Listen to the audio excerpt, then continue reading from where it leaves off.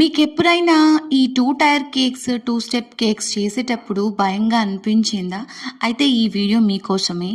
So, నేను చెప్పే ఈ 2 టిప్స్ జాగ్రత్తగా విని మీరు అప్లై చేసినట్లయితే ఎప్పుడు కూడా మీకు భయం వేయకుండా ఈజీగా ఇట్లా నిమిషాల్లో చేసేయగలరు. సో, ఫస్ట్ టిప్ ఏంటంటే ఒకదాని మీద ఒకటి స్టాకింగ్ చేసే ముందర 2 టైర్స్ కూడా బాగా సెట్ అయి ఉండాలి. అంటే ఫైనల్ కోటింగ్ తర్వాత ఒక 1 ఆర్ 2 అవర్స్ వదిలేయండి.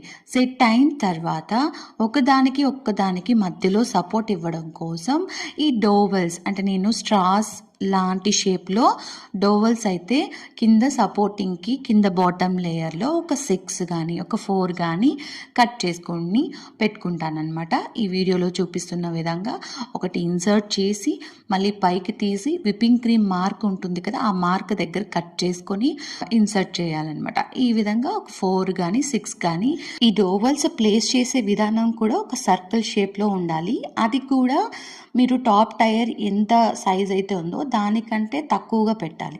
ఇప్పుడు నాది టాప్ టైర్ ఒక 6 ఇంచ్ అనుకోండి, నేను ఒక 4 ఇంచ్ సర్కిల్ ఒకటి క్రియేట్ చేసుకొని పెడుతున్నాను. నాకు తెలుసు, ఎక్స్పీరియన్స్ ఉంది కాబట్టి ఐ నో ఎంత సైజ్ అనేది.